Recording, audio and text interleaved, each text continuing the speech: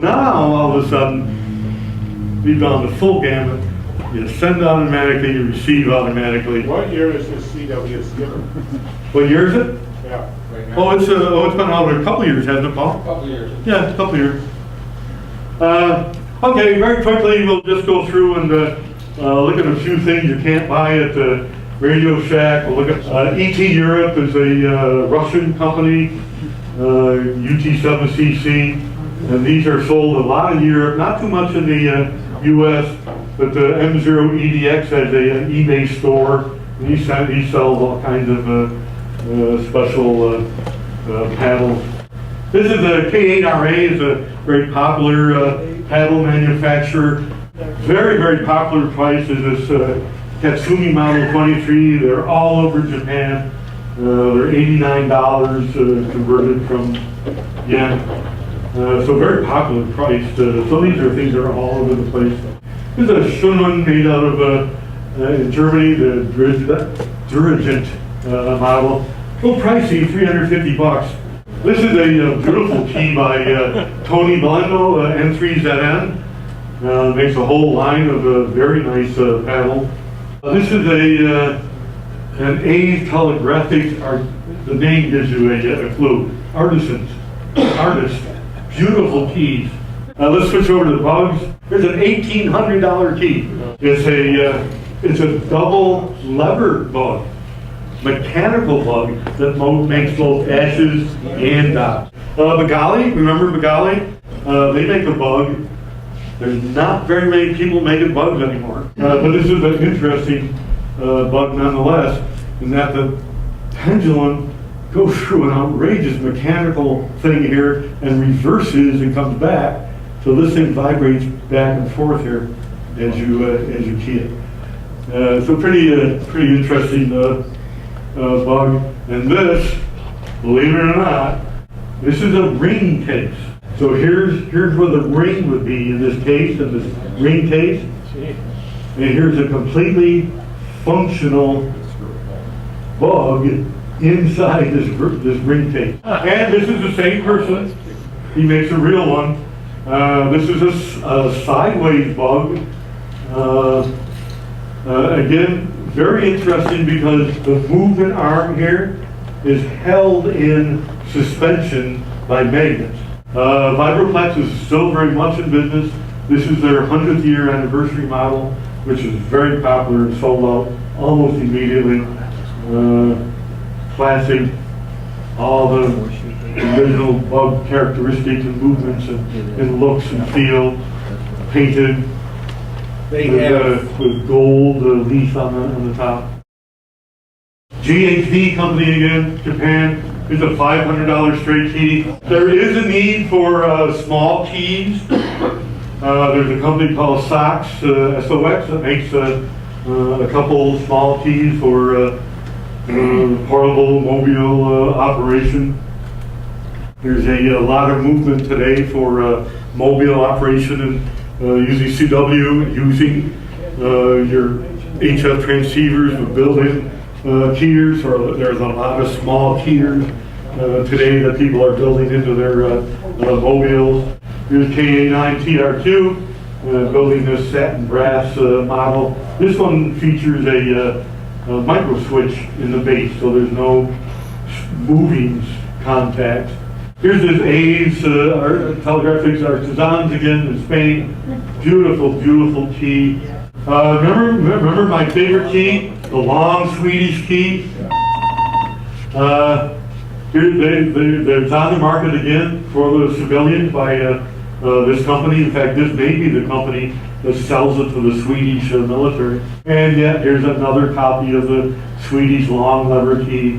This one by High Mount of Japan, $260. High Mount company again. This is a collector's key. You would never use this key. It's gorgeous. It's green jade. But look how high it is. Base, brass, mount. You're this high off the table trying to use this thing. It's just not a practical key at all, but it sure Sure is pretty. Here's a Kent. Remember we talked about the Kent paddle, very popular. This is a copy of a Marconi Spark key, more modern Navy knob. This is a very nice everyday hand key. Ball bearings, feels good, adjusts well. And it uses something here you rarely see in keys, and this shows quality. And when you think about a key, I mean, it's got to work well, but it has to electrically send current through it. Duh. So a lot of times you got to send current from the contacts here, through the lever arm, through this base, and out a terminal.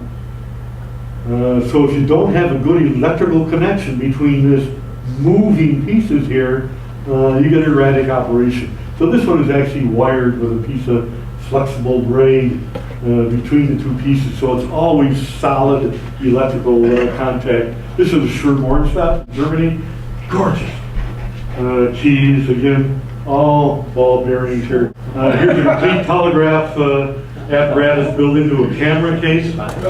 So it's got the relay, the sounder, and the key, and then close it up and you carry that thing around. Remember W4PAL? Remember what he loves to do with ring cases? So here's the ring box, and here's the ring. And there's a completely functional telegraph key that would fit through, comfortably through a ring. MS3E makes a lot of these silly things. And this I love, this one.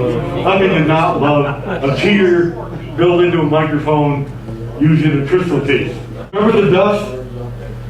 Yeah, the antique dust. Remember I said I kept dust? Sometimes you keep dust because of provenance. So here's kind of an interesting story.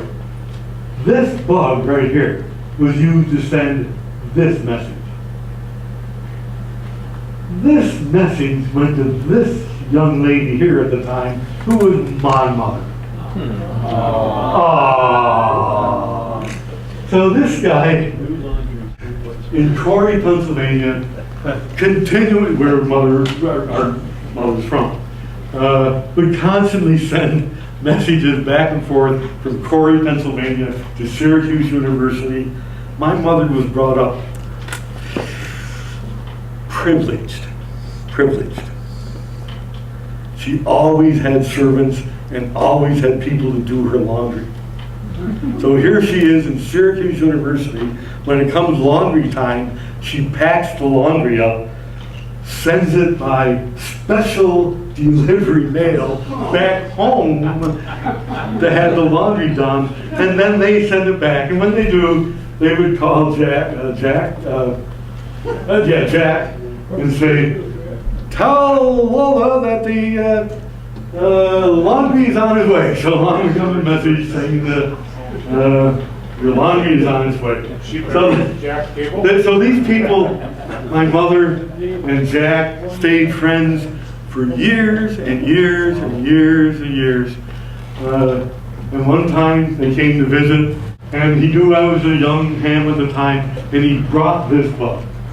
And my mother, she kept everything. She had the radiograms, so the bug and the radiograms got together. So I thought that was just kind of a cute story. So sometimes there's provenance, that goes with keys that is very interesting, very kind of important to keep together. Wait for it. Are you ready? Somebody say click.